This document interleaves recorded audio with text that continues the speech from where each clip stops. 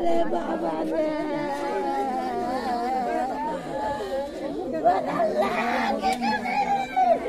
সাংবাদিকসকলক ধন্যবাদ জনাইছো যিটো নিউজ এটা আমাৰ মাজত আহি গৈছে। একচুৱেলি আমি ৰাতিপুৱা ঘৰতে কাম কৰি আছিলোঁ। কাম কৰা শুনাৰ পিছত মানে মোৰ ভাই এটাই ফোন মালাক যেনে কথা এইটো ঘৰৰ দুজন মানুহ স্বামী আৰু ঘৈণীয়েকে মৃত্যুবৰণ কৰিছে। এতিয়া আমি দৌৰাদৌৰিকৈ আহিলোঁ, আহি চালোঁ যে লাষ্ট দুটা মাটিত থৈ দিছে। মাটিত থোৱাৰ পিছত আমি হয়তো সোধা পোছা কৰিলোঁ, যিটো ঘৰৰ ল'ৰাটো গোটেই ৰাতিটো খানা খোৱা গৈছিল, সি খানা খাই আহি পুৱাতে চাইছে তাৰমানে মাটো শুই আছে চকীত আৰু দেউতাটো ঘৰত নাই। সি কিবা কাৰণত বাথৰুমত গৈছিল কিজানি, সিটো চাইডত এটা বগৰী গছ আছে, সেই বগৰী গছত চাইছে ওলমি আছে।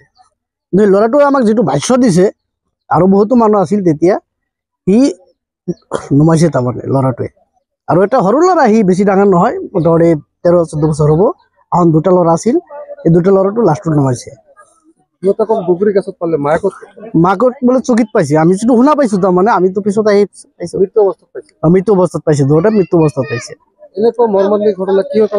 এইটো আমি একচুৱেলি ক'ব নোৱাৰি, এইটো ঘৰতে মানুহ নাছিল বা আশে পাশে গাঁৱৰ মানুহক সুধিলেও যিখিনি ওচৰৰ মানুহ আছিল যে ৰাতি কোনো হয় হাল্লা হৈছে নেকি, আহোন ক'ব পৰা নাই, এইটো হাল্লা হোৱা নাই। আৰু তেখেতৰ যিটো ঘৰৰ মানুহ আছিল, তেখেতৰ লগত ৰাতি 10টালৈকে বোলে ফোনতো কথা পাতিছে। তেখেতৰ ঘৰটো একচুৱেলি মেইন ঘৰটো হ'ল বাটকুচিত, আমাৰ ৰাঙামাটিত বিয়া পাতিছে কাৰণে ৰাঙামাটিত থাকে। কিন্তু যিটো মানুহ আছিল, তেওঁ এনেকুৱা এটা মানুহ আছিল তাৰমানে, সি মানে ভাষা দি আমি ক'ব নোৱাৰি, ভাল মানুহ আছিল। সি আমাৰ গাঁৱৰ কোনো মানুহে ক'ব নোৱাৰে যে সেইটো কোনো ভেজাল জড়িত থকা চিষ্টেমত নাই। তো মানুহজন মোটামুটি আমাৰ অনুমানক বয়সটো মোটামুটি ধৰক 55 মান হ'ব।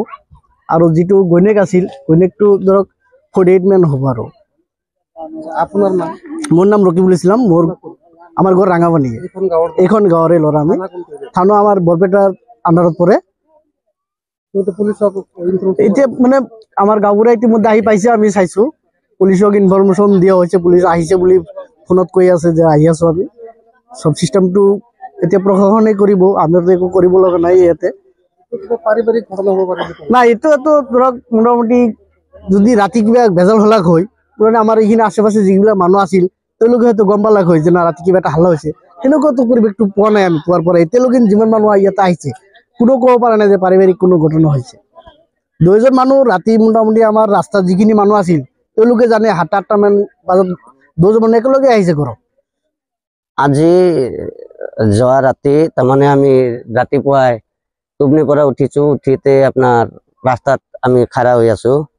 তে মানুহ ইফালৰ পৰা সিফালৰ পৰা মানুহ তাৰমানে দাউৰি যাই আছে। আমি তেতিয়া সুধিলো যে কি হৈছে। আমাৰ ৰাঙাপানী গাঁও হয় এইখান। তাৰমানে আপোনাৰ যিটো দুইজন মানুহ মৰিছে, এজনৰ নাম হ'ল ৰঞ্জু আৰু এজনৰ নাম হ'ল জামিৰন। তে আমি গাঁৱৰে মানুহ হয়, ওচৰে পাঁজৰে মানুহ। আহি কেনে তাৰে পিছত আমি চালো, আহি কেনে চাওঁ কি দুটা মৃত্যুদেহ পৰি আছে, দুজন স্বামী স্ত্ৰী। কিন্তু তেখেতে বিৰাট ভাল মানুহ আছিলে, কোনোদিন আমি কাইজা ভেচাত ইহঁতৰ শুনি পোৱা নাই। কিন্তু এই ৰহস্যটোৰ ভিতৰত কি সোমাই আছে কিন্তু আমি এইখিনি জানিব পৰা নাই। মোটামুটি 50-55 এনেকুৱা হৈছে। পুৰুষজনৰ বয়স 55 মান হৈছে, 40-48-45 এনেকুৱা হৈছে।